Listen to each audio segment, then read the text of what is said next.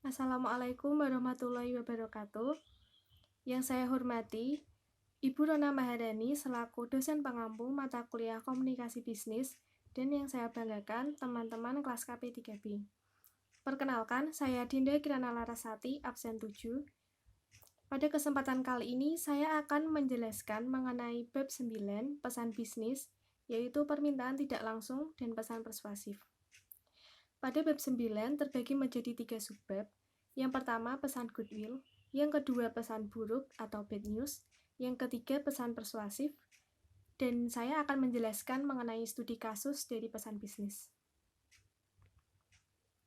Baik, memasuki bagian yang pertama, yaitu menuliskan pesan goodwill.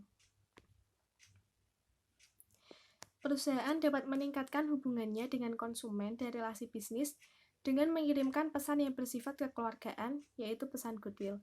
Pesan-pesan yang bersifat kekeluargaan tersebut mempunyai pengaruh positif terhadap bisnis, karena orang-orang pada umumnya lebih suka berhubungan bisnis dengan perusahaan yang memperhatikan kemanusiaan, bukan hanya memperhatikan uang atau keuntungan semata. Bagaimana menuliskan goodwill yang baik? Yang perlu diperhatikan adalah bahwa goodwill itu harus mencerminkan perhatian, kejujuran, dan kebenaran. Karena pesan goodwill yang tidak mencerminkan ketiga aspek tersebut justru akan mempunyai dampak negatif, yaitu audiens menjadi tersinggung atau tidak suka. Oleh karena itu, pada saat menuliskan pesan goodwill, pikirkan bagaimana kira-kira reaksi audiens pada saat menerima pesan. Saya akan menjelaskan bentuk dari pesan goodwill. Yang pertama yaitu ucapan selamat atau congratulations. Ucapan selamat dilakukan untuk memberikan ucapan selamat kepada perusahaan atau individu yang berhasil meraih suatu penghargaan. Dalam kehidupan sehari-hari, ucapan selamat diberikan karena pernikahan, selamat atas kelahiran, lulus menempuh pendidikan, atau yang lain. Hal-hal tersebut juga merupakan bentuk ucapan selamat, namun bukan untuk konteks bisnis. Lebih dari itu, apabila relasi bisnis berhasil atau mengadakan kegiatan seperti di atas, sebaiknya juga diberikan ucapan selamat. Hanya saja itu bukan dalam konteks ucapan selamat dengan nada bisnis, tetapi lebih pada hubungan personal. Cara menyusun ucapan selamat yang baik dan benar. Pertama, ide pokok diletakkan pada bagian awal pesan. Hal ini untuk memberikan penekanan terhadap apa yang akan kita sampaikan. Yang kedua, alasan pemberian ucapan selamat dan rincian atau informasi tambahan yang mendukung ucapan selamat tersebut. Dan yang terakhir, diakhiri dengan penutup.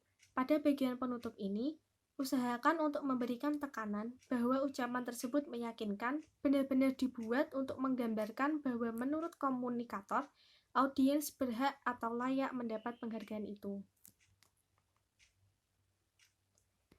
Bentuk yang kedua yaitu penghargaan, message of appreciation. Dalam perusahaan, penting untuk memperhatikan apa yang telah diberikan karyawan terhadap perusahaan, atau dengan kata lain, menghargai sumbangan karyawan terhadap perusahaan. Pada umumnya, sumbangan tersebut berupa gaji. Namun, gaji saja tidak cukup. Karyawan sebagai individu perlu diberikan penghargaan atau ucapan terima kasih atas jasa-jasanya terhadap perusahaan. Selain kepada karyawan, ucapan terima kasih atau penghargaan juga diberikan kepada relasi-relasi bisnis karena jasanya terhadap perusahaan. Misalnya, ucapan terima kasih karena bersedia menggunakan produk yang dihasilkan oleh perusahaan dalam waktu jangka panjang. Bagian yang ketiga yaitu ucapan duka cita. Dalam situasi mendapat musibah, ada etika bisnis untuk mengucapkan duka cita. Ucapan duka cita ini lebih mudah apabila disampaikan secara lisan, baik melalui telepon maupun dengan datang langsung. Namun karena alasan atau kondisi tertentu, maka pesan tidak dapat disampaikan secara lisan. Oleh karena itu, pesan disampaikan secara tertulis. Ucapan duka cita ini untuk menunjukkan perhatian kepada perusahaan atau individu yang menerimanya. Bencana atau musibah ini dapat berupa perusahaan mengalami kebakaran, kemalingan, kerugian-kerugian lain, meninggalnya pimpinan perusahaan, dan lain-lain. Bentuk yang terakhir yaitu ucapan salam. Ucapan salam yang sering dilakukan dan yang paling mudah adalah selamat pagi, selamat siang, atau selamat sore. Ucapan salam seperti ini biasanya diberikan kepada orang-orang yang ada dalam perusahaan atau kepada relasi seperti pemasok, konsumen, dan kepada potensial. Tujuan ucapan salam seperti ini untuk menunjukkan hubungan yang ramah atau hangat di antara mereka. Selain ucapan selamat seperti yang di atas, perusahaan seringkali memberikan ucapan salam yang diberikan dalam bentuk tertulis. Misalnya, perusahaan mengadakan program penarikan karyawan. Dari ratusan pelamar, berhasil disaring 35 orang karyawan. Kepada mereka yang berhasil, perusahaan memberikan ucapan salam. Bagian yang kedua yaitu pesan buruk atau bad news. Dalam banyak kasus, ketika seseorang meminta sesuatu, mereka berpikir akan adanya kesempatan untuk mendapatkan apa yang mereka inginkan. Sebagai akibatnya, ketika akan menolak permintaan dari seseorang, perlu lebih memperhatikan bagaimana hubungan antar individu yang terjadi setelah itu. Untuk menolak suatu permintaan, harus dilakukan secara hati-hati, sehingga tidak menyinggung perasaan orang yang menerimanya. Untuk menyampaikan pesan negatif yang tidak menyenangkan dengan baik, perlu memprioritaskan pada sisi manusianya. Apabila pesan negatif dapat disampaikan tanpa menyalahkan pihak lain, audiens biasanya lebih mudah menerima pesan tersebut. Untuk membuat audiens tidak merasa disalahkan, biasanya pesan negatif disusun dalam bentuk kalimat pasif. Selain memperhatikan sisi manusia, analisis audiens merupakan faktor yang sangat penting dalam perencanaan pesan bisnis. Pertama, harus memperkirakan apa reaksi audiens setelah menerima pesan negatif. Reaksi ini dapat bermacam-macam, dan semua kemungkinan harus diperhitungkan. Reaksi audiens ini selanjutnya akan mempengaruhi pada apa yang akan dilakukan oleh audiens. Pesan negatif ini meskipun dapat disampaikan melalui telepon, namun akan lebih bijaksana kalau disampaikan secara langsung dengan bertatap muka. Apabila tidak memungkinkan, buatlah dalam bentuk tertulis dengan cara yang sopan. Dalam menyusun pesan negatif tertulis, tekankan pada pesan negatif yang akan disampaikan, kemudian berikan alasan yang mendasari pesan tersebut. Menyusun pesan bad news yang baik. Untuk mengantisipasi reaksi audiens yang tidak baik, sebaiknya pesan negatif disusun secara konvensional atau disebut dengan secara tidak langsung. Nah, tahapan dalam menyusun bad news. Yang pertama, mulai dengan pesan yang sifatnya umum. Yang kedua, jelaskan masalah yang dihadapi. Ketiga, nyatakan pesan negatifnya. Yang keempat, ambil tindakan yang diperlukan. Dan yang terakhir, ditutup dengan pesan positif.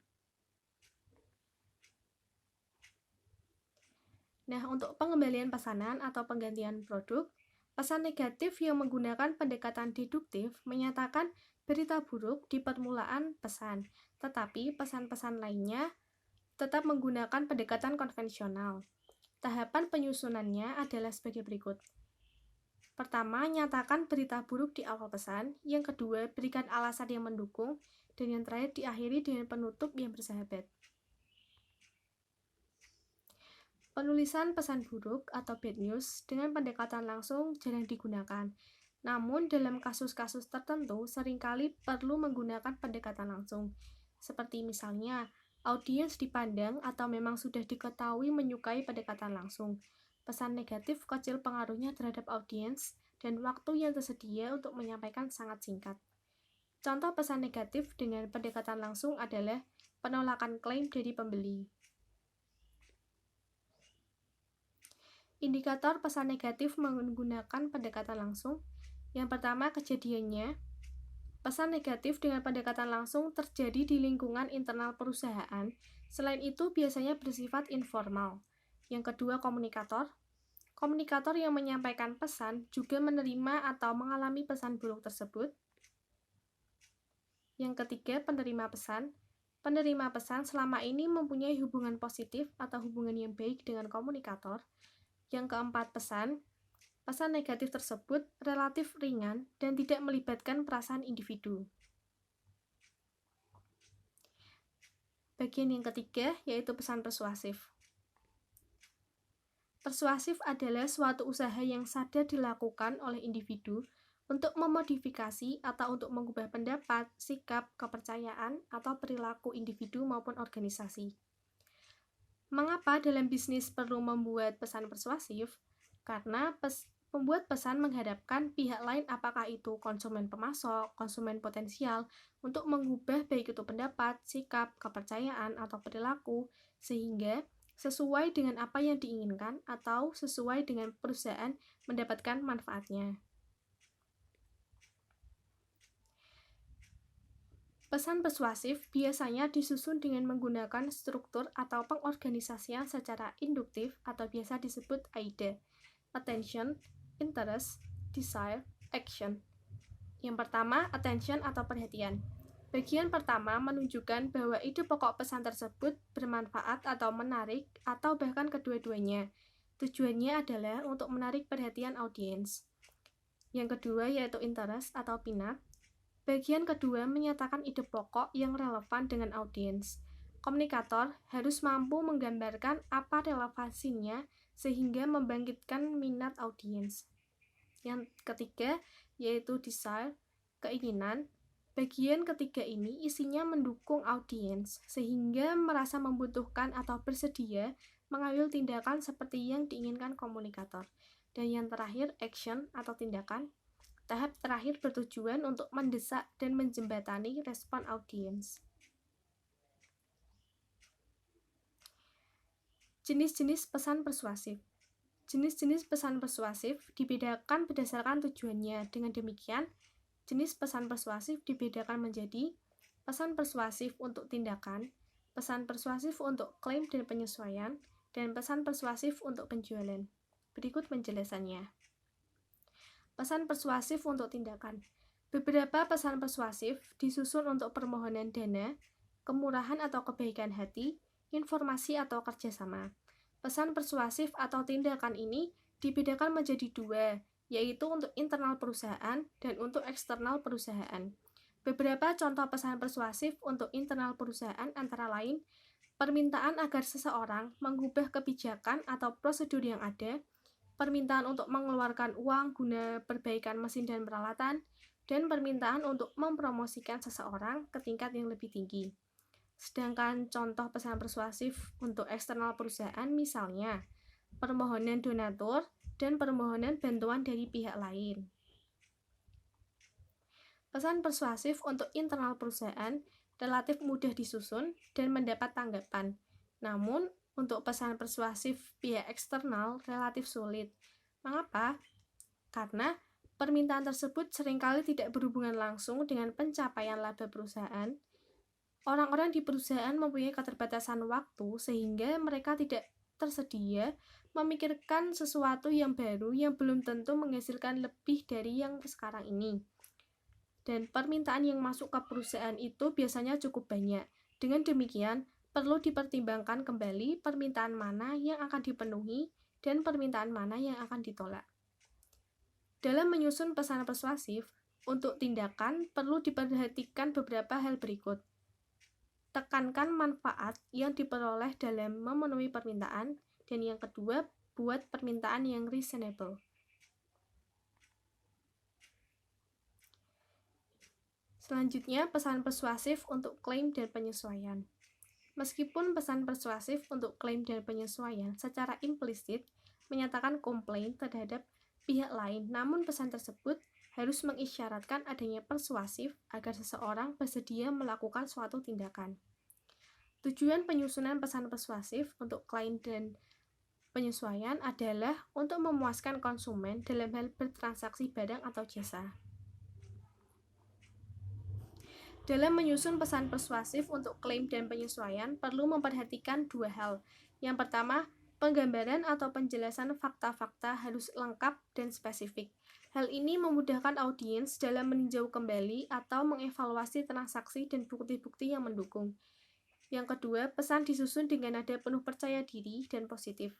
Usahakan untuk tidak memberikan kesan bahwa produsen berlaku curang, tetapi tunjukkan bahwa konsumen layak untuk dipuaskan dalam transaksi tersebut. Selanjutnya, pesan persuasif dalam penjualan. Pesan persuasif dalam penjualan ditulis karena kecilnya kemungkinan penawaran langsung dengan cara tatap muka yang tidak selalu dapat dilakukan. Tujuan penulisan pesan-pesan persuasif dalam penjualan ini dapat dibedakan menjadi 5. Yang pertama, menjaring pelanggan atau konsumen baru. Yang kedua, meningkatkan hasrat calon konsumen atau konsumen potensial agar membeli produk yang ditawarkan. Yang ketiga, menanamkan nama perusahaan ke dalam ingatan konsumen. Yang keempat, menarik calon konsumen untuk mengunjungi tempat usaha. Dan yang terakhir, membangkitkan minat untuk mencoba atau menggunakan barang atau jasa yang ditawarkan perusahaan. Berikut saya akan menjelaskan mengenai studi kasus dari pesan bisnis. Studi kasus, PT Nutrindo Graha Utama yang menjalankan usaha di bidang farmasi menerima surat permohonan untuk pengganti dari RS Dharma Husada sehubungan dengan pesanan obat yang rusak. Namun, ternyata stok obat telah habis, sehingga produk pengganti tidak dapat dikirimkan dalam waktu yang dekat. Untuk itu, PT Nutrindo Graha Utama mengirim surat balasan kepada Rumah Sakit Dharma Husada sehubungan dengan surat penolakan produk pengganti tersebut.